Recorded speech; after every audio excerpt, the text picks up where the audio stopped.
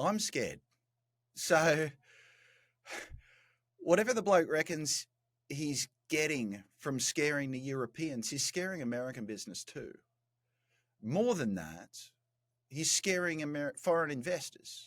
I cannot think of a world in which this makes sense.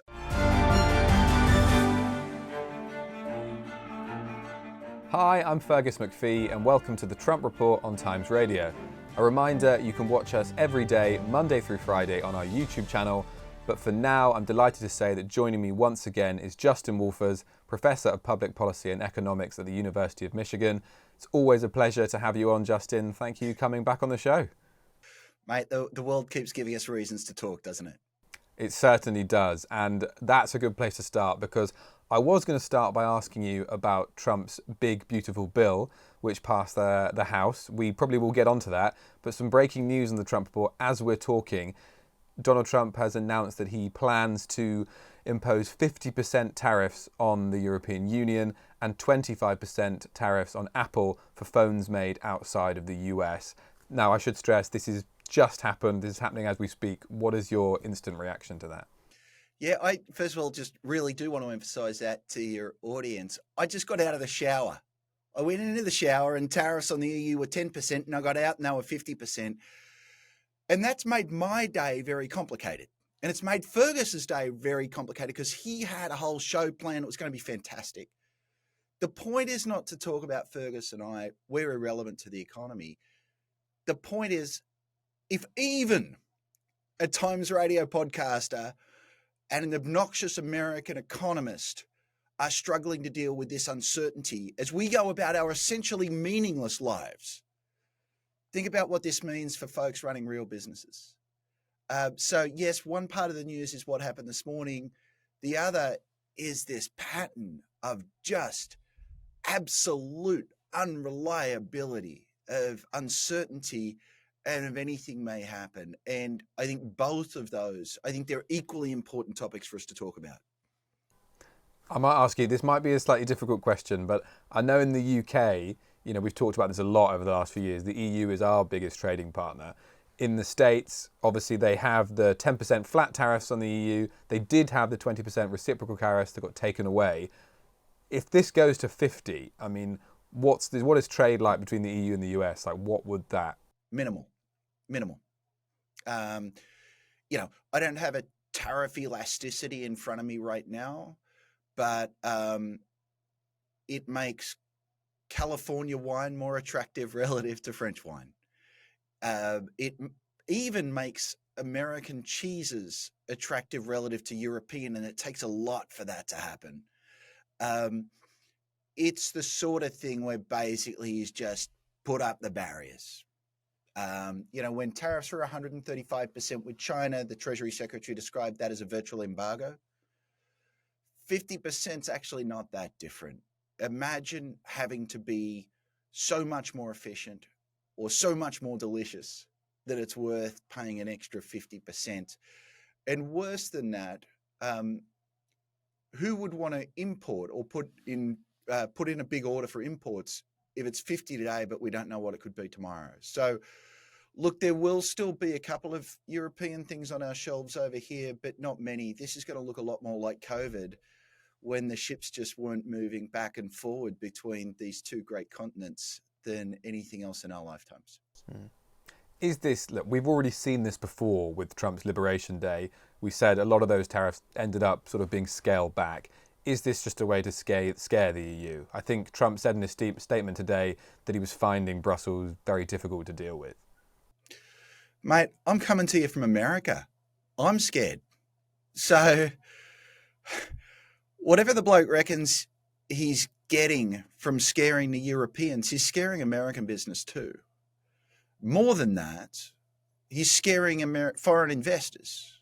I cannot think of a world in which this makes sense. I mean, look, the one thing it does is it ensures that there will be a spotlight on Donald J. Trump for the next 24 hours and also the next week. And it also means that, there's been this whole telenovela of Trump and his tariffs.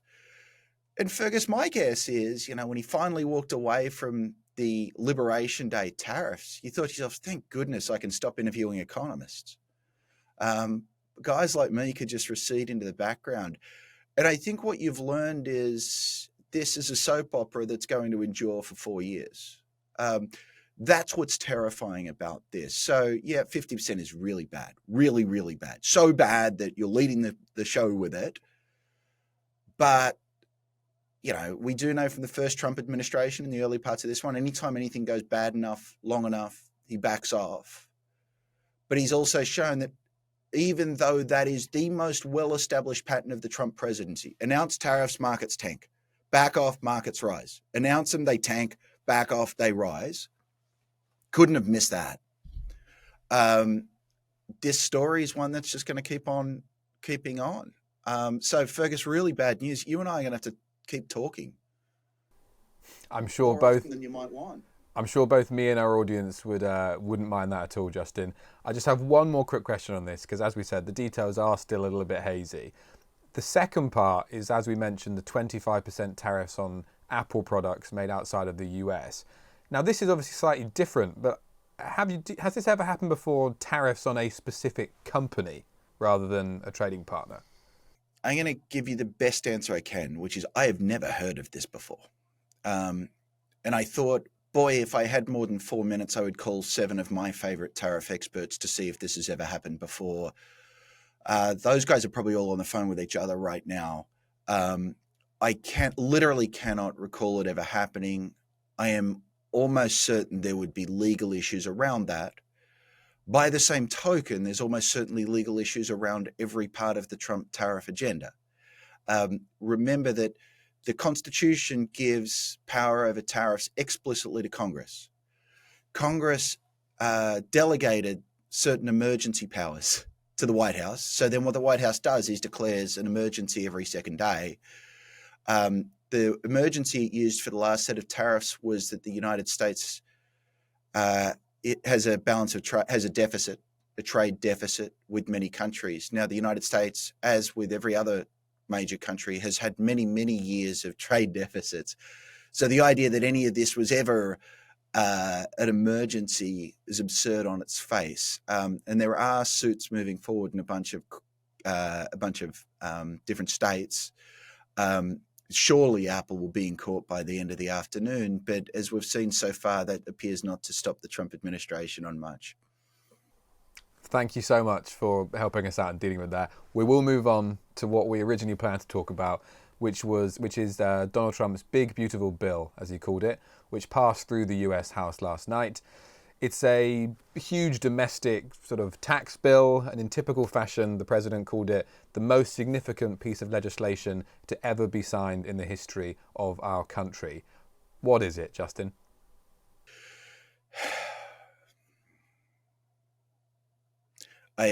Sorry, that was, if the listeners couldn't hear, that was a sigh. Then I closed my eyes to find a moment of zen. And the truth is I couldn't find it. Okay, so this is the budget. This is how we take the money in and how the money goes out. The president is right about one thing, which is it is extraordinary. By the estimates of one budget wonk, Bobby Kogan, is very reliable. This is the largest redistribution from poor to rich in American history. It's taking Robin Hood and stripping him out of his green, where he's doing something helpful, and putting him bright red so that he can do something unhelpful, and then giving him steroids. It's the anti-Robin Hood. Look, a budget is lots of different things. So let me go through, I think, 3 ways of thinking about budgets. Because, by the way, I'm sure that your listeners, when they hear the word budget, their eyes glaze over. Let me try and explain why they shouldn't. So the first thing is there's the stuff you always hear about on the news, which is what's the budget deficit, what's the surplus, what's the national debt. One way of thinking about that is that's redistribution between today and the future. So this is a very, very large budget deficit. So this is saying we're not going to pay our way right now. We're going to have the future pay our way. The traditional way of doing this is in good times, we try and sock away a little bit of money so that in bad times, there's a little more to spend. Next time there's a pandemic, a global recession, something like that. As of right now, the US has a budget deficit of 6.4%, which in English is pretty darn big, despite the fact that unemployment is still near a 50-year low. So it feels like it should be a time to sock it away. But in fact, they're spending as if we just entered a global recession, which, by the way, they may just have engineered. So that's the first thing it is. The second thing a budget is redistribution. Who gets what and who pays what. Just think of it as, we hand around the pot, who puts into the pot and who takes out of the pot. Very simple, just like that. There are lots of different ways we give people money from the pot. Sometimes we give them cash, for instance, food stamps, and sometimes we give them, well, food stamps are not cash, but sometimes we give them health insurance, like Medicaid. Sometimes we help them with their housing. So that's when we go through and do the math and add all that up, we have tax cuts for the rich, paid for by cuts in spending that would help the poor. That's the sense in which a budget is all about. How much of a Robin Hood are you? And this is the biggest redistribution from poor to rich in American history. And the statistics I've got in front of me from the CBO, the Congressional Budget Office, they claim that it would cut resources for the lowest income households by 4% by 2023 and increase resources for the highest earners by 2%. Yes. And realize the highest earners have a lot. So 2% of a lot means the very wealthy are getting a ton. The third thing a budget is, and this is closely related, and this is where your listeners might actually find budgets interesting, a budget's a statement of values, right? Just like when your family decides who you're going to give your charitable giving to, whether you're going to spend on your kids' education or whether you're going to spend on nights out at the pub. Those are all values. And a budget is the clearest sense in which you're stating your values. The values here are the social safety net, which in the United States already has enormous holes in it, is something they're trying to remove. And taxes, which there are very good arguments about both ways. Taxes pay for the social safety net, but taxes also do make it harder to get rich. Taxes are a problem according to this budget, and they're particularly a problem for the wealthy, which is the part I believe is nonsense. I'm glad you mentioned that, because the last time you and I spoke a couple of weeks ago, we talked a little bit about reports that Trump had actually proposed within his cabinet to raise taxes for the most wealthy and those earning $1 million a year. Some reported that that could even be as high as 40% for the top rate of tax. What's happened to that in this big, beautiful bill? So Trump is actually a very interesting figure because he's a populist. He won vote. He's a conservative, a right-winger, who won votes from the disaffected working class. It's an extraordinary coalition, right? The Republicans used to be the country club folks, and now the leader of the country club party is beloved by the working class. And he likes being loved. So he said something that we've never heard from a Republican before, which is maybe we ought to keep relatively high taxes on some of the wealthy.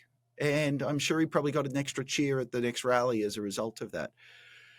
Now, it turns out that budgets are not determined by the White House, they're determined by Congress. Power of the purse rests with the Congress. This is a Republican Congress, so Republicans hold the Congress, hold the House and the Senate. They have basically rolled over on everything Trump wanted. So the tariff war is entirely a creature of Trump. They could stop it if they wanted to. They've chosen not to. The immigration stuff, some of the really, really ugly stuff, they've chosen not to be involved in. But there's exactly one thing they stood up and said, enough, this won't do.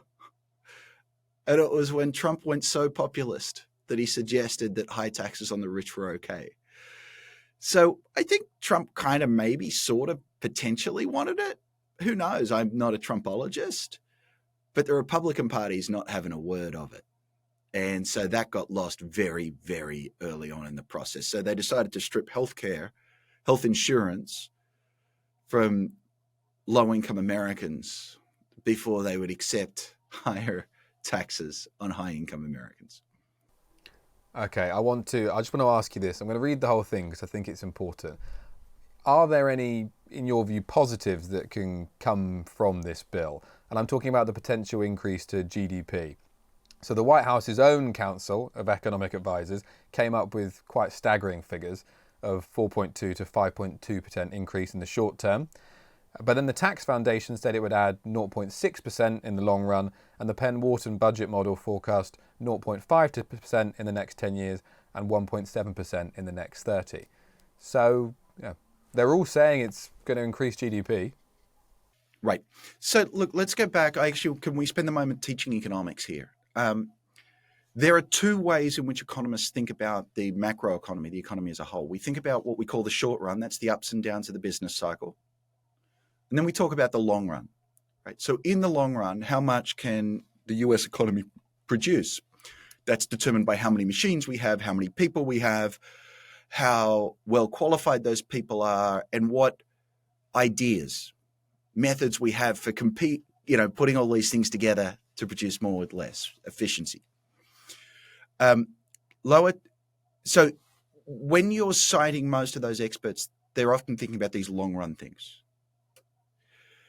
And in those models, if you reduce taxes on businesses invest more, creates more capital, more machines, and therefore we have the potential to produce more stuff.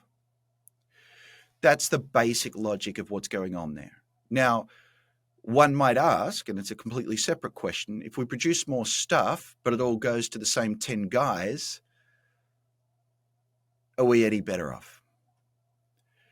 That's a harder question. It's not a technical question because it depends a little bit on what's in your heart, how you feel about equality and inequality. And so none of these models ever take that directly into account.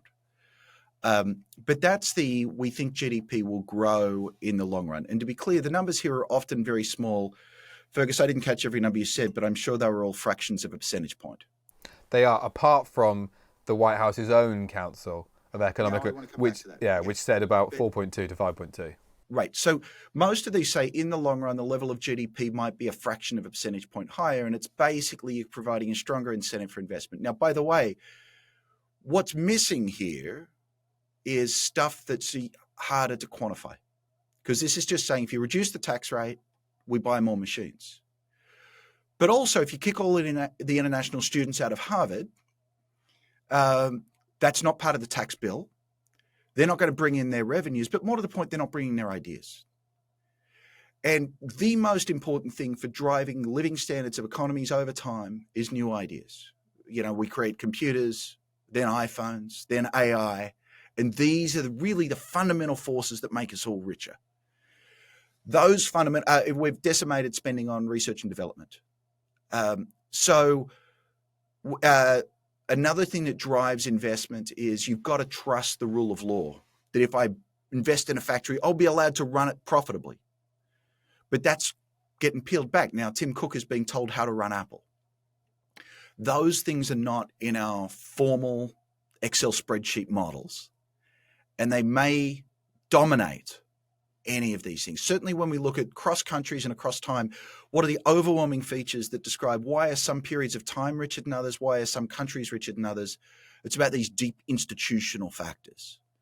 In fact, the most recent Nobel Prize in economics was given for exactly that understanding. So all of that stuff is missing. It's just if you change the incentives through the tax system, do we buy more machines? That's the long run in these models, but really we should call that the medium run, because the really long run is all the stuff I was just talking about. The short run in these models is the ups and downs of the business cycle. And this is something Republicans traditionally eschewed, which is this is basically what we would call Keynesian demand management. If the government spends a bunch of money on roads, that's going to require them to hire a bunch of guys to dig ditches. And those guys might buy sandwiches at lunch, and that's going to filter through the economy, right? We think that in a typical introductory economics class, we'd say the long run factors describe what we're capable of, and these short run factors describe whether we meet that potential. So, yeah, they're stimulating the economy by a lot. At the moment, we don't need it. We didn't just have a pandemic, right? We're not yet, knock on wood, in the middle of a recession. We aren't at war. So you throw a whole lot of money at the economy, it filters around, and there's more likely to be demand for all of the stuff that the economy can supply. And so that's what the White House Council of Economic Advisors is talking about. It's saying we are throwing so much money at the economy, it's going to boom. If you look at the state of the economy right now, tell me if it makes sense to throw a bunch of money at it. The thing Republicans criticized the Biden administration for was throwing money at the economy during COVID. They think he threw too much at it, and that caused inflation. Well, we're also throwing trillions at the economy, but we don't have COVID right now. I'll let you finish that sentence for yourself. I want to ask one question. Now, this is getting a little bit more complicated, but I want to ask about bond yields, because they've settled down slightly, but last night they were at their highest since 2007. And I want to ask, does this correlate to something similar that is happening in Japan? And some people are fearing this could translate into a global debt crisis. Please just try and help me make sense of it and help our audience make sense of it. Man, you don't give me an easy job, do you? How much are you paying me for this, Fergus? Okay. Wow. Okay. Much of what's... I'm going to break it up. I'm pausing because I'm trying to add some structure here. And I want people to understand. So I'm going to do the same trick I just did a moment ago. I'm going to talk about the long run and the short run separately. Okay? So the long run is, think about there as being a supply and demand of funds, of money. Not money, but funds, of like, I need to borrow for a house. I want to lend. I want to save for retirement and so on. So there's a market in which people are borrowing and lending. And the price in that market's the interest rate. That's a global market. That's what bond markets and all this international financial blah, blah, blah is all about. We're all connected. Now, what's happening right now in the United States is we're running a massive budget deficit. We're about to run even larger, much larger. And you're seeing that in other countries as well. So what that means is a whole bunch of borrowers just came to market. If there's now more borrowers, but just as many lenders, borrowers are sort of like the demand for loans. So we've got more demand, no more supply. What happens is the price of loans rises. That's the interest rate, the real interest rate, inflation adjusted. And if we're talking at that deep long run level, sometimes we call that the neutral real interest rate. If you want to know more, we'll talk again. By the way, we're doing graphs verbally. It's amazing. So basically, whenever there's a big borrower comes to market, and big has to be like a government, right? If they want to borrow more, the price of loans goes up. So that's the first thing. The second thing is, think about, look, I got a friend who I used to lend money to, but then he kind of fell on hard times and he stopped paying me back. I like him. I'd like to lend money to him, but I'm sick of losing money. So I kind of stopped. I cut him off. Well, global markets do that as well. But actually what they do is, instead of cutting you off, is they jack up the interest rate to account for the risk. So this is part of another proper noun the audience will be hearing, is the sell America trade. We're worried that lending money to the US government is no longer the safe bet that it once was. So bond yields are rising then for two reasons. This fundamental deep reason, which is we now have governments trying to borrow more money. So interest rates are going up. And by the way, that leaves less money for companies to borrow to fund new investment. And we should say as well, one of the reasons this is happening is that this bill is estimated to add $5.2 trillion to the US debt. Yeah, and I want to just point out to your audience, the most important word Fergus just said is trillion. The problem is that million, billion, and trillion sound the same, but they're dramatically different. And there was a time not that long ago where if Fergus and I wanted to talk about economics, we'd be using the word billion. But the world got crazier. We're now talking about T trillion, which is 1,000 times more, and we're talking about it as if it's an everyday occurrence. So maybe we're better off, instead of saying trillions, saying thousands of billions or millions of millions. The point is, this latest bill is going to add an extra borrower to the market. That jacks up interest rates. And then the Sell America trade adds a risk premium to that as well. Thank you so much for explaining all of that. That was it was a big job. We've covered a lot. I just want to finish. You sort of touched on it a little bit earlier, talking about Harvard, because we know the president's been in a dispute for the university for quite some time now, but it did escalate quite significantly last night when his administration moved to end the university's ability to enroll international students. They also issued a warning to other universities. How does that make you feel as a professor at a university and someone who is not necessarily native to the US? Mate, I got my PhD at Harvard. I was an international student at Harvard. I was a young Aussie kid who did well at school and worked hard and had my shot. So I'm actually I'm going to put aside we'll come back to the economist answer, but I want to give you a personal one because I was there. And I don't understand making these kids a pawn in some ideological game. They're bright kids from all around the world who are just trying to get ahead. Look, I notice a certain part of your audience, the fact that I have a Harvard PhD makes me aware. Mate, it is what it is. I probably am. But I was just a kid who wanted a shot. And I can't imagine the fear of waking up, having finally figured out how to go to the greatest economics department in the world, to learn how to become an economist from the finest craftsman and take that knowledge to other countries, which I'm doing right now, and just have it taken. It's cruel. And I feel bad at one level that I feel so bad about this because cruelty is everywhere. There are families that are losing parents. There are people who are getting sick. There are educations that are not being gotten. But this is a set of stories that I can see and I can feel. And it's utterly, utterly, utterly pointless. Let me now put on my economist hat and come back and make a couple of points. The people I went to school with at Harvard were kind of extraordinary. And a surprising number of them are now prime ministers and central bank governors and Supreme Court justices and all of that. And to think the next generation, and that's the elitism of Harvard, and have your own views about that, right?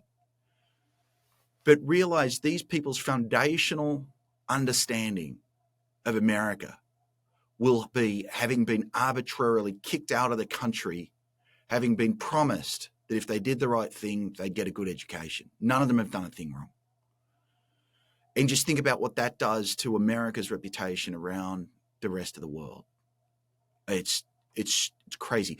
And then I want to add one more thing. Like, this is an Australian accent. I'm talking to a Brit, but I'm talking to you from America. I'm here because this is the best place in the world to be an economist. If that's no longer true, folks like me won't be here. Look, I'm less relevant, but there are folks who invent vaccines. And there are folks who invent AI. And there are folks inventing the future. And one of the great joys of America is so much of it's happening here, and everyone wishes they could replicate it. Facebook came out of a Harvard dorm. And that's just one of the... Google came out of a Stanford dorm. And we're throwing that away. And I think there's also something profoundly un-American about this. So, look, I came from Australia. We're like the Brits. We kind of like to bullshit on everything. We have tall poppy syndrome. We hate those who try to excel. But America never did. And Harvard is such a part of the American story. If you believe in the Dallas Cowboys, then you believe in Harvard. And it breaks my heart that America is going to give up such a fundamental part of who and what it is, which is this relentless pursuit of greatness based on resentments. So there's a little bit of economics there and a little bit of personal feeling, mate. Well, Justin, your expertise will always be welcomed and valued on the Trump Report. I'm afraid that's all we've got time for. Thank you so much for joining us again today. Thanks, Fergus.